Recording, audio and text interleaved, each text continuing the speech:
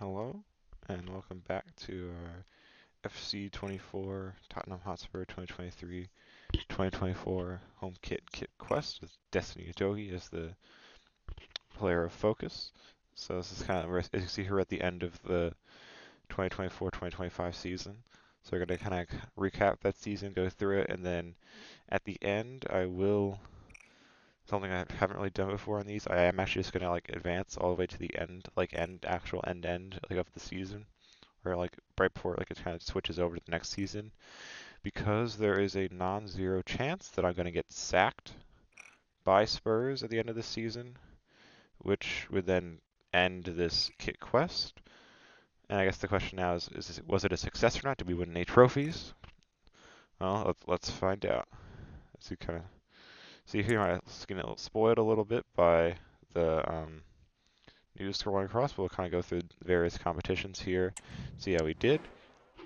As you can see here in the Premier League, we finished second with 90 points, which is, I'd say, a pretty smashing campaign. That's pretty solid, except for the fact that like Manchester City, kind of like in real life, is overpowered in this game, and they literally lost one fixture all season. So they ended the season with 99 points.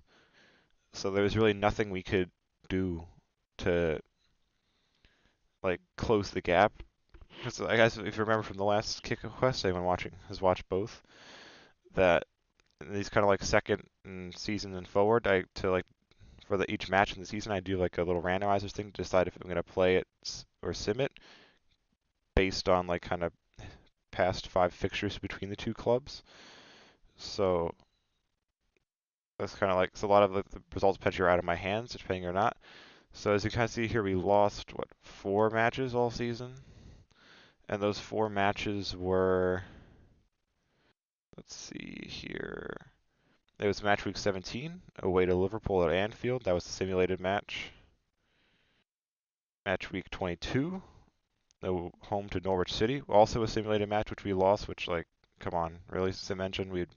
Tottenham's not going to lose to Norwich. And then the last 2 were back-to-back in weeks 28 and 29, away to Arsenal in North London Derby. Simulated match, which we kind of lost because Pedro Porro got a red card in the match, which then kind of screwed us over. And the week after that was against Manchester City themselves, which was another simulated match, which playing kind of like a backup, kind of playing some or backup right back probably hardest a little bit. We lost that match 3-0. So as you kind of see, there wasn't really anything I could really do. It's not like I lost any of the matches playing that. Oh, if like I played better in the match, like I could have really impacted the outcome of the season more. There wasn't really much I could do to change this, especially when like the game's like the team that's going to win the titles, they're going to lose 1 match all season. There's not much we can do there. But second's pretty decent finish, but kind of in the grand scheme of things, it might not be enough to actually stop me from getting sacked. We'll see. Here's other competitions. The FA Cup, next up. That was won by Liverpool over Man City. Probably one of the only matches they actually lost all season. In terms of how we did in the FA Cup, let's scroll back to round 3. That's where we started out. And we are on the last screen. Here we go. So you can see we won 4-0 at Tranmere Rovers. That was a played match. The goals were from Beto, 2 from Barrack, and 1 from Brennan Johnson, with Sessegnon, Sarr, Beto, and Barrack assists. Round 4. Where are we in this one? Here you go. You can see we 1-0 against Watford. That was a played match as well. Goals from Beto with a Manor Solomon assist. Round 5 is next. That was, here you go. See, we won 2-1 against Plymouth Argyle. That was another played match with goals from Sarr and Barrack and a Beto assist. And then next up was the round 6 of the quarterfinals, which we lost to Newcastle 1-0. That was a simulated match. That was like one of the only matches we lost all season. That was a simulated match. We lost 1-0. In terms of the next competitions, the Carabao Cup. So let's kind of go through our journey there. We started off in round 3 all the way back like in like September time. October actually. with a kind of one of the harder fixtures. We got a Premier League side in Everton in round three, but we won that 2-1. That was a play match with two Beto goals against his former club, and then Barrack and Solomon with the assists on those. Round four, against another tough matchup against Manchester United. That was a simulated match with a goal from Brendan Johnson to win it.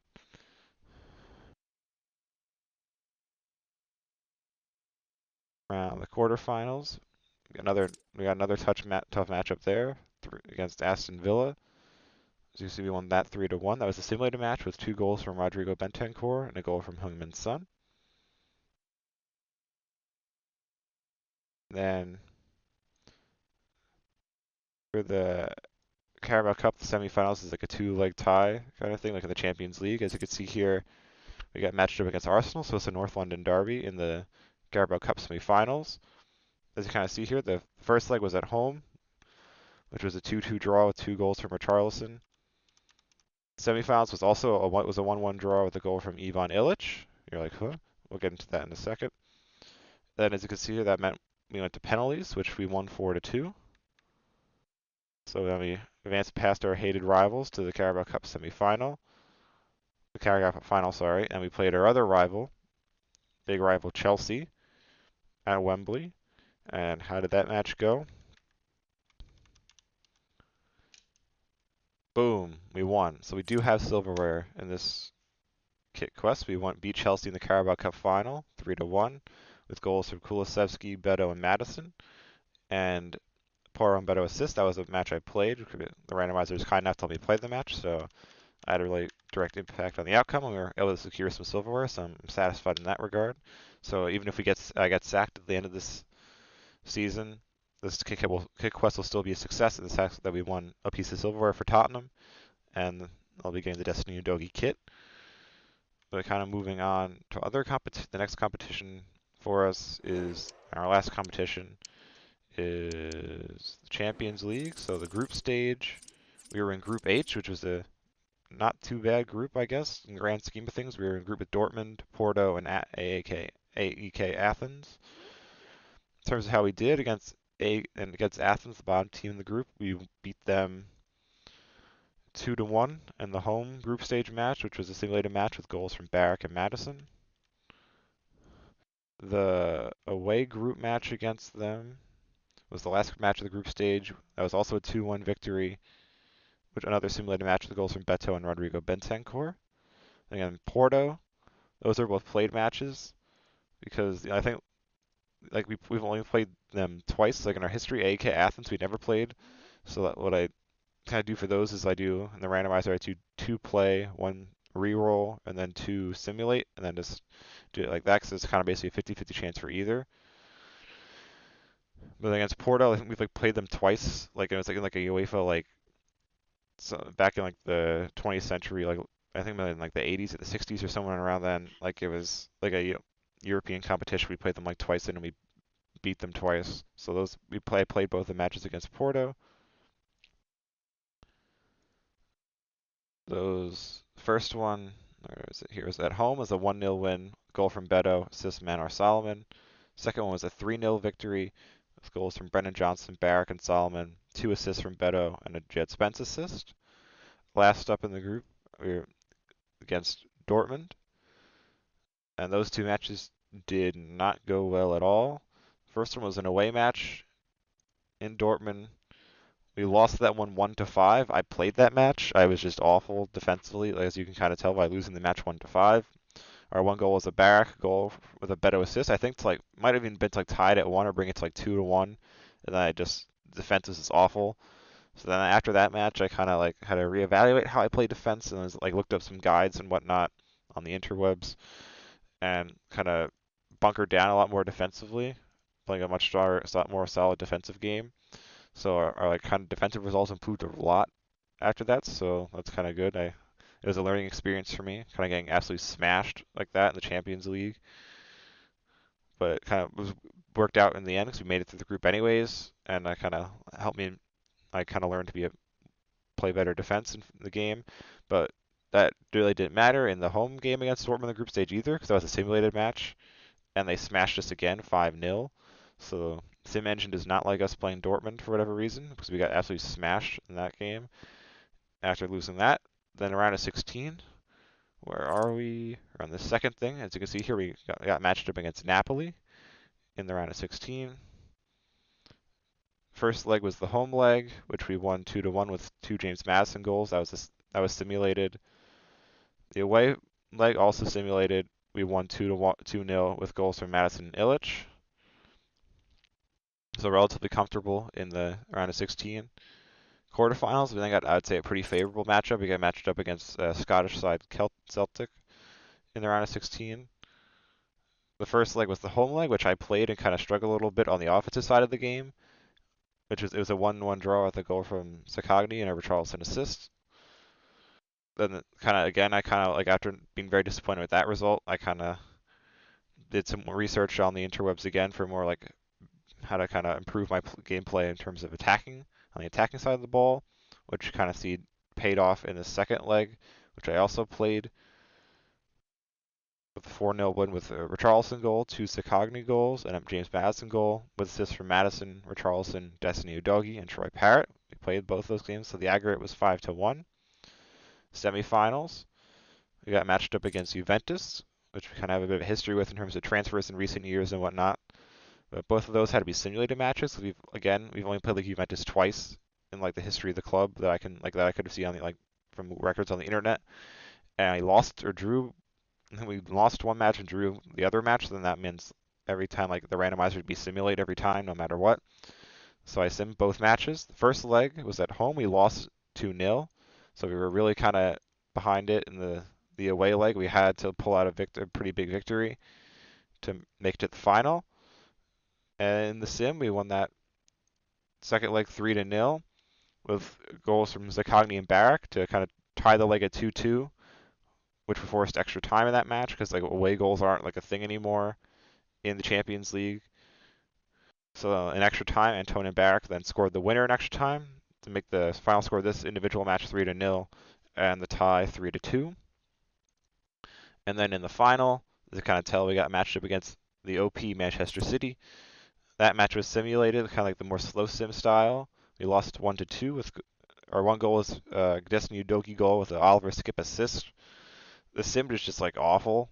Like from what I could tell, it just like Manchester City just seemed like so OP in it. Honestly, it was like you literally got one shot off the entire sim, which was the goal, which was like Oliver Skip like gave it to Udogie. Like it seemed like the little circles were like near like kind of the edge of our box. Udogie just like zoomed up the field like in a like incredible individual effort and like scored the goal. That was really our one shot in the match. So we didn't really seem to stand much of a chance. Manchester City like had absolutely a ton of the ball. I think they had like 57% of the ball and like 7 shots. Vicario was making like a ton of saves, but couldn't keep 2 out, which were like poor in box defense. It kind of seemed like from the team, because they were kind of like just pass around the box and score, but is what it is. So now it's kind of next kind of thing to check out is the owner goals, which is probably why our status is weak and we might get sacked. Let's kind of look at those quick. Youth development, there really wasn't a new ones at all. Again, like kind of the long-term one we're skipping because I don't like to play with these like generated academy players. The brand exposure is still like the long-term thing, which is signed for the best players in the world. We have one, which we'll kind of get into in the transfers. We still have another season to complete that, but will we? I don't know. Even if I don't get sacked, I don't know if we will, but we'll see. In terms of financial, the short term is sign 2 crucial players and make a profit of 85 million. We made well more than that in terms of profit, but signing crucial players we signed 0, which we'll find. I'll get into our transfer business, which is quite a lot of business. It was 27 different things in total, that's like both transfer then like kind of contract stuff. But again, that's a lot of stuff. But we didn't sign 2 crucial players, so that's kind of not going to work. Which is domestic success. They wanted us to win the FA Cup. They want us to win the league. We honestly did pretty decent in both competitions.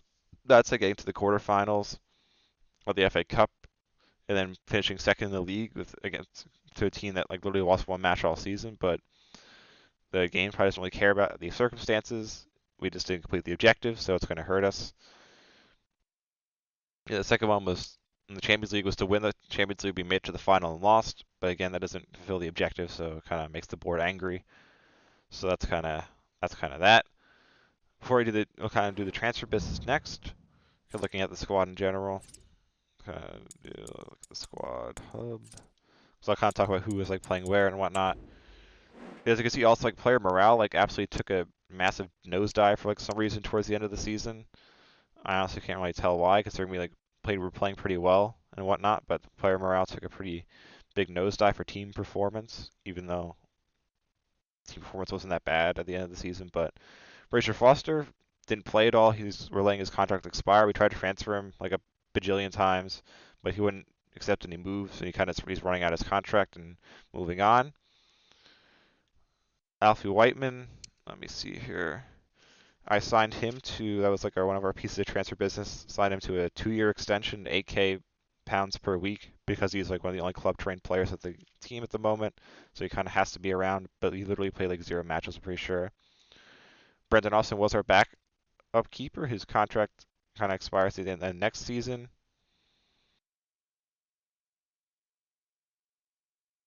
Vicario is the starter.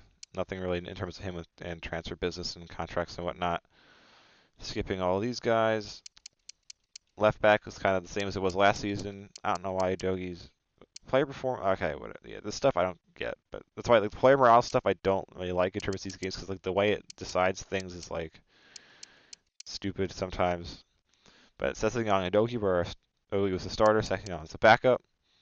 Sessegnon at the start of the season we signed to a 2-year extension with a 45K a week, 45K pound a week wage.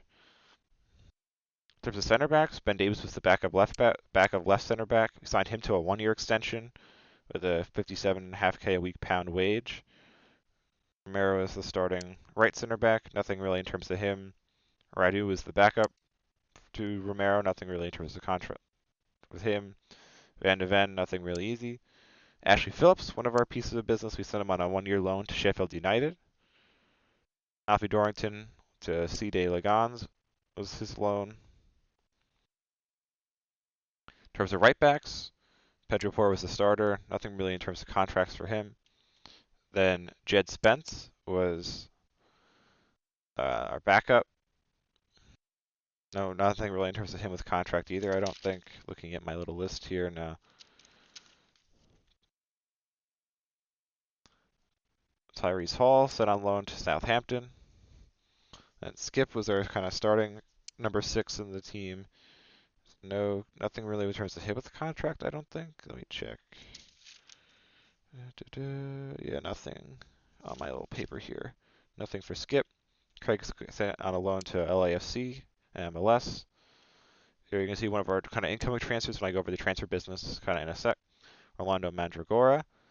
He's kind of the backup 6 in the system. Here we go. Another piece of our business was Suat Serdar from. So he's kind of like in terms of like remember like the max kind of like squad size you can have in like the Premier League and the Champions League and stuff is 25.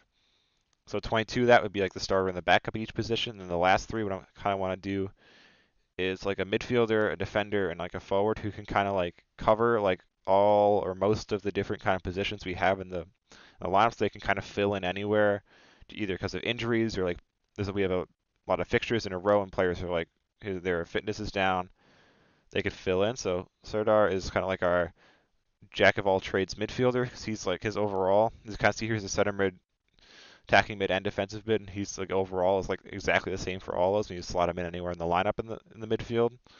So he's pretty solid for that. Barak, you remember from last year, he was our backup to James Madison. Ivan Illich is one of the players I kind of brought in this season. He's kind of our starting number 8 in the system, with Sar as his backup.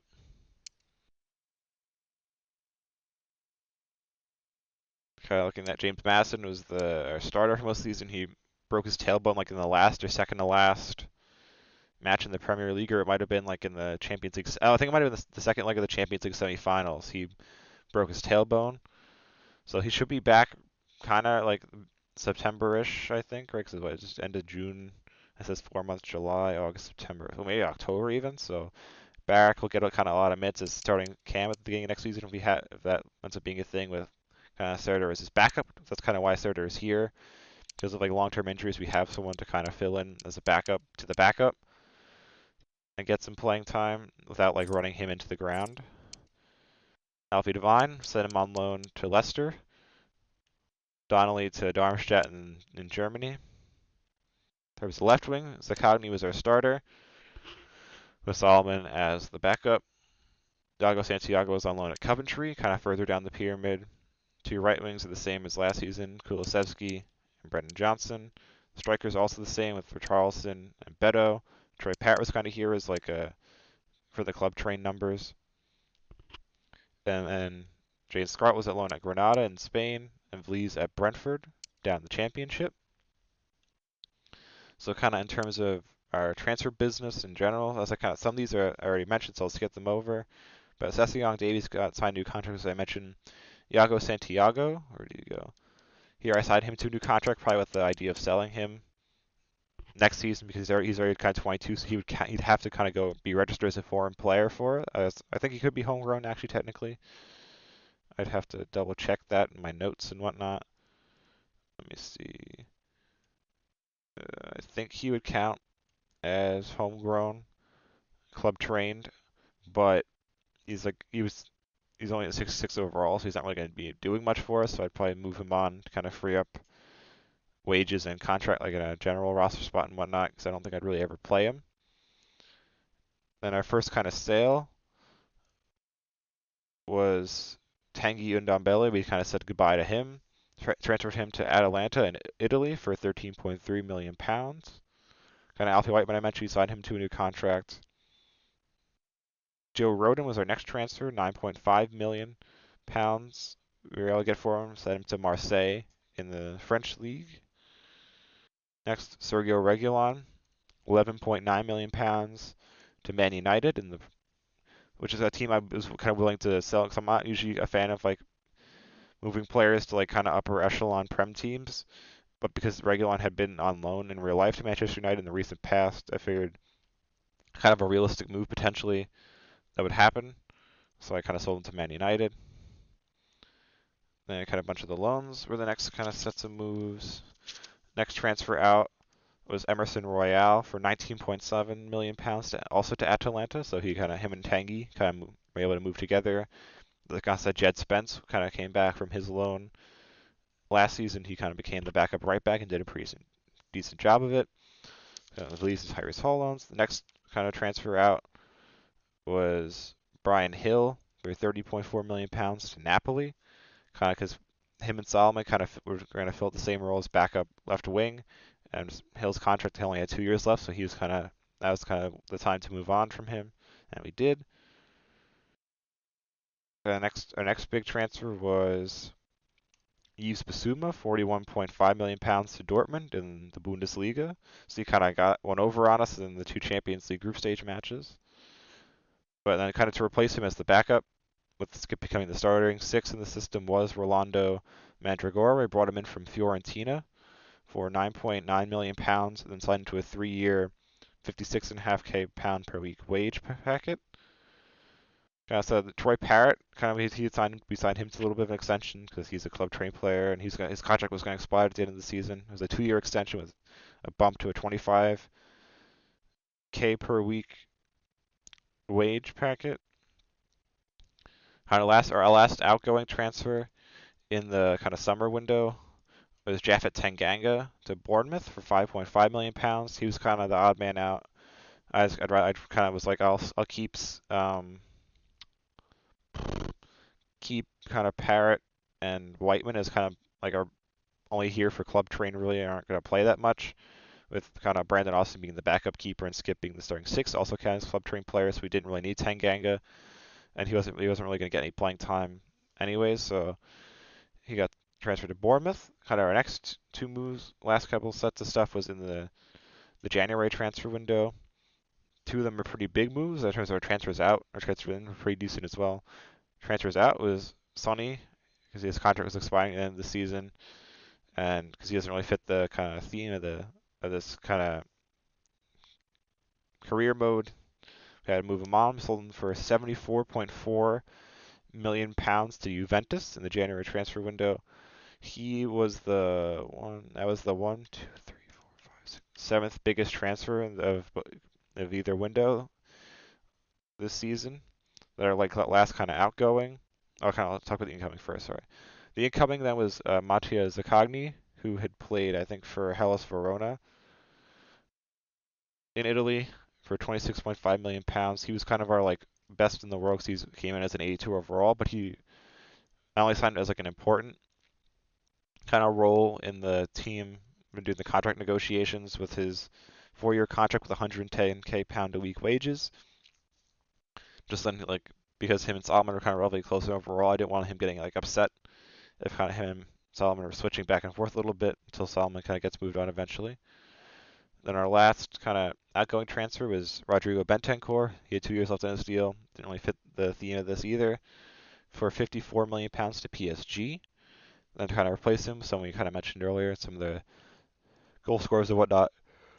We're going through some of the fixtures. We brought in Ivan Illich from Torino.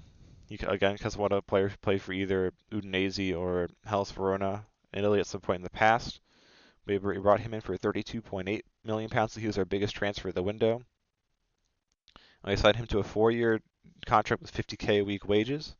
And then our last guy incoming was Suat Serdar from Hertha in Germany for 5.3 million pounds. And he was signed to a 3-year, 52,500 pound a week wage packet. So that was kind of all our transfer business for this season. Last kind of thing would potentially be like stats and whatnot. So let's kind of go through those kind of quickly. Back in the squad hub, kind of looking at stats here. Austin kind of was the backup. Picario did apparently get an assist at a Carabao Cup match, which is pretty dope. Had a bunch of clean sheets with the Golden Glove. Had a winner in the Premier League with 18 clean sheets. Sassuolo pretty decent as a backup. His stats: Udogi 8 goals, 7 assists. Most of those came in the Prem with goal and assist in the Champions League. Ben Davis didn't really have any goal contributions, but he did a job as the backup. Romero had a goal, Dragusin had a goal, and Mickey Van had an assist. So they were all kind of contributing a little bit offensively. Paro, another good season, 4 goals, 8 assists. Jed Spence, 3 assists, not bad, I'd say. Ali Skip with just his 1 assist in the Champions League final. Then Mandragora with a goal and assist each. Low goal contributions for Serdar in his kind of limited minutes, but he did a job, so it's good. Barak, 10 goals, 4 assists in all competitions. Illich, 7 goals, no assists. Papsar, 3 goals, 9 assists, with 8 of those being in the Premier League. So in terms of overall, he had where'd he go? Oh, it is the wrong year. Here we go. He had the third most assists in the Premier League during the season with 8.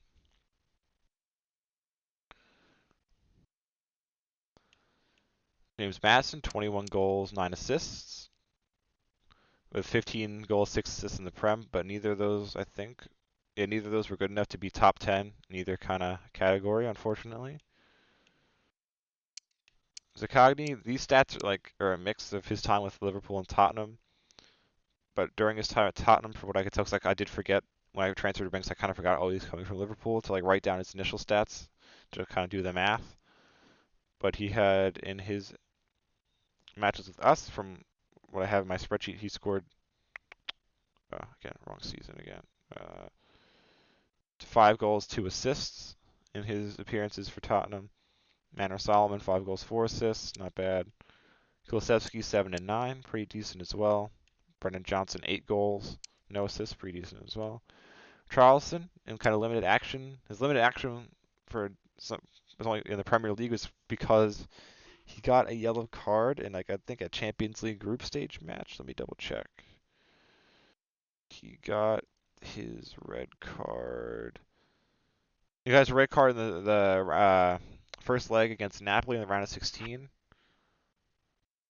and then his because of that there's a weird like bug kind of in the game where like if you get like a red card like in a Champions League thing or something like that, like your fitness levels gets like stuck wherever it was and like won't recover even if like they're not playing into matches. So then I couldn't play with Charleston for like 5 matches, including like the away the match he was suspended for. So Beto got some of those appearances, and then kind of their overalls are similar. So like Beto sometimes would be like, "Oh, boss, I'm playing well. Can I play in this match?" And I had to kind of assent, so I let him play in some of those matches. But Richarlison did pretty decent in his limited appearances, with 18 goals, 9 assists in all competitions, 15 goals, 7 assists in the Prem. Now, the goals wasn't good enough for top 10 like either Madison, but he did finish 7th in the Prem with assists with that 7 assists in 22 games, which is pretty decent. Troy Parrott had one assist in the Champions League game, and then Beto kind of, again, their time was relatively evenly split, so that's why neither one has a ton of appearances. Once again, pretty solid, 11 goals, 10 assists in all competitions, which is pretty solid. But that's kind of it for stats. In terms of like the general stats, who was like the Golden Boot and like most assists and whatnot, Golden Boot went to Holland, kind of unsurprising with 27 goals in the Prem. And the most assists was Kai Havertz from Arsenal with 11 assists. But that's kind of it in terms of like this general kind of recap and whatnot. So we're gonna kind of this last little bit here, we're gonna advance and see if I get sacked or not. Let's see, yeah, like a little message here. That doesn't matter.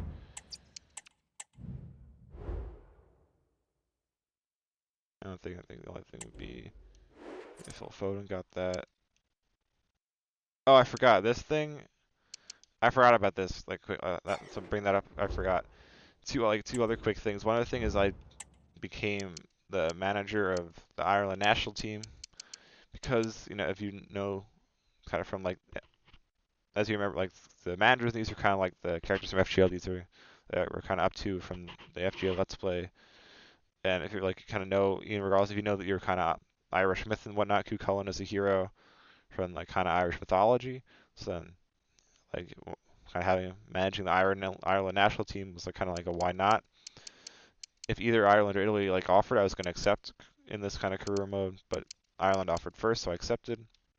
I did win the manager of the month for December and during the season, and then like right before the Champions League final, this is why I'm kind of like have a feeling I'm going to get sacked because I've never like had this happen to me before, like during a career mode. Is that like before the Champions League final, Man City offered me like the position of manager at Man City, which I then rejected. But that's kind of why like I have a feeling I might get sacked. So that's why we're kind of doing this advanced thing here. But let's see. Yeah, Fraser Foster relying was running out his contract. That's like a CPU player I don't care about.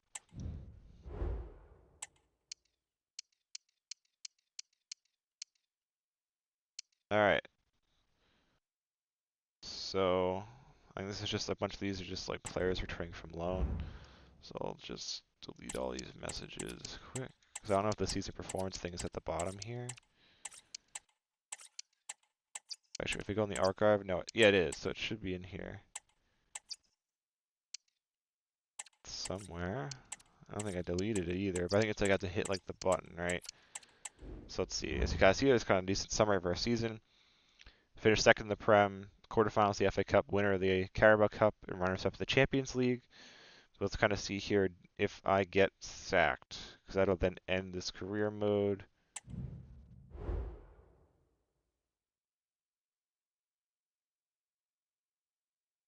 All right, let me read this here.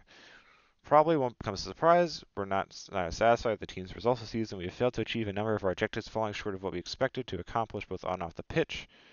We were hoping for a clear commitment as well as better results. However, we aren't minded to rush into a decision on your future and feel you deserve another season to work towards what we all hope you can achieve as manager of Spurs. Alright, so it looks like I haven't gotten sacked, but like I'm pretty close. Oh, Jesus. Pretty close to being sacked. So I guess there will be another season of this career mode.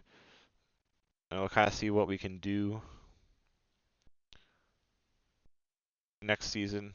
And then we'll see the next video will be at the end of the next season, so we'll kind of see what happens.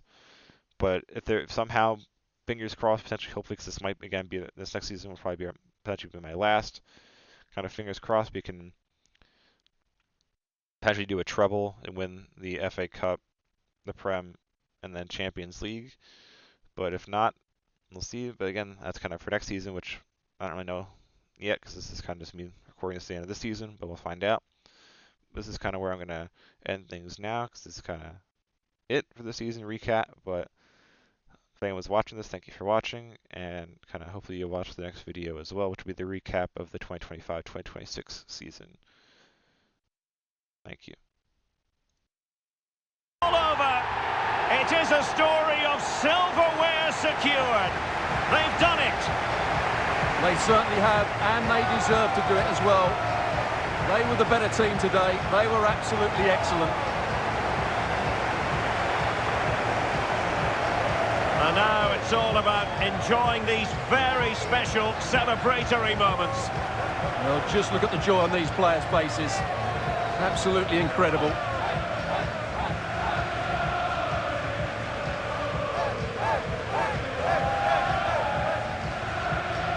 And now for the moment of confirmation, the trophy presentation.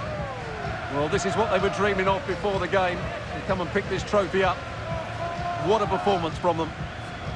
Yes, a performance that has impressed absolutely everyone. And now it comes down to holding that piece of silverware aloft.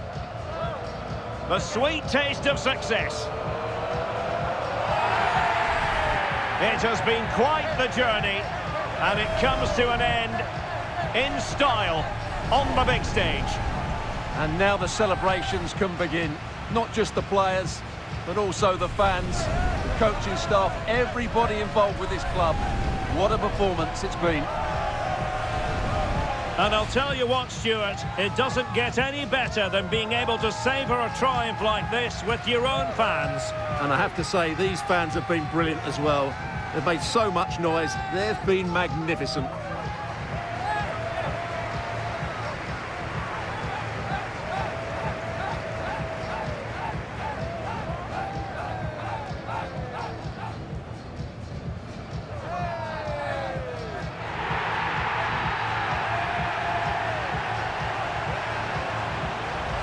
And now the players get to relax a bit and enjoy having the pictures taken.